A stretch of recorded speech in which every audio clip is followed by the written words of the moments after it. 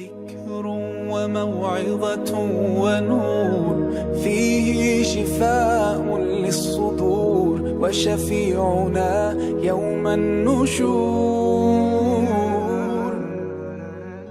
ويفسدون في الأرض degene zeminde buzg'unchilik qiladi, eskilik qiladi degene bizning manhajimiz qil ya qilma. Mushta bir saha bo'ladi. Alloh bizga bergan. Shu sahani o'rindan o'tkash. Yani mizan almışdı bir yerde. Sen Allah kıl degende qilmaysa, qilma degende qilsa. Mana bu zemindeki chiriklik. Hayat mizanını ta'tir qilib etgan bo'lsa bu orqali. Nimishqa?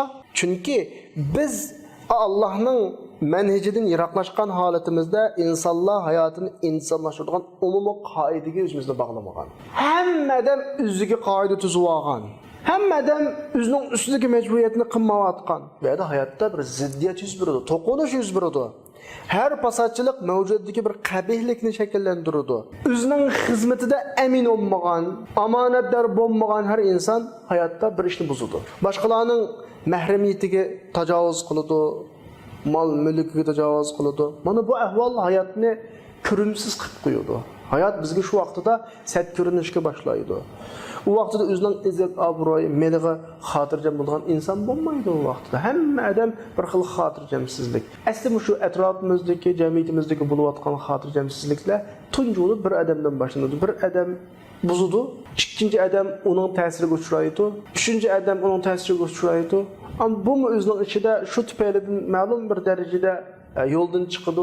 Oxirida hammadan hech nimadan xotirjamas holatga o'tadi. Boshqalarning mol-mulk, izzat, obro'yiga tajovuz qiladigan odam o'ziga naq foyda qiladigan bir narsalarni qo'lga keltirmoqchi bo'ladi. Mayli mashina yoki bir narsalarimizni o'ng'shatqilab olib bersak, o'riminichi qo'lning ushida qilib qo'yib, tezroq bekor olib qilmoqchi bo'ladi. Inson bulang-talang o'g'irlik bilan bir narsalarni erishsa, masalan, Alloh o inson shu vaqtida bu hayotdagi pul molning eng nachar taraflarini ko'rsatib qo'yadi. Zeminda eskilik qilish, buzg'unchilik qilish orqali hasratni elib olgan bo'ladi. Bu oxirsida berib eng hasratlik yerga tushadi.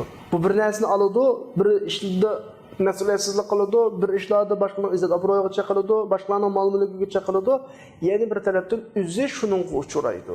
Mana bu erishadigan natija Allohning manhajining dunyodan yo'qolib ketishi demak.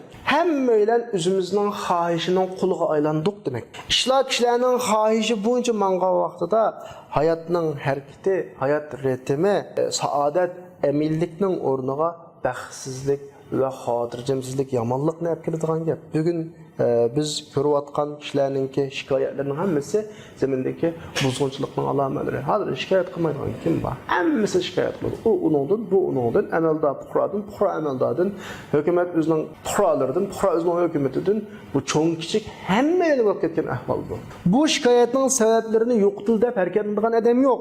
Nima uchun bo'ladi bu xil shikoyatlar? Insonlar nima uchun bir-biridan shikoyat qiladi? Hayotdan nima uchun bizarma insonlar? Sababi nima deydigan odamdan birisi yo'q. Bunda olganda bu hayotning masalasi o'ng'isholmaydi bunda olgan vaqtida. Pasajchilikdan qutulolmaydi. Illaki biz xohish bo'lmagan bir manhajdan birini hukm qilmasak, ya'ni bizni xohish olmagan yo'ldan birisi boshqarmagan vaqtida bundan qutulolmaymiz. Xohishi yo'q kishi kim o desa, dal insonni yaratgan, dunyoning mizonini qo'ygan. Shu zot belgilagan manhaj, yo'l, prinsip bizni qutqaza oladi.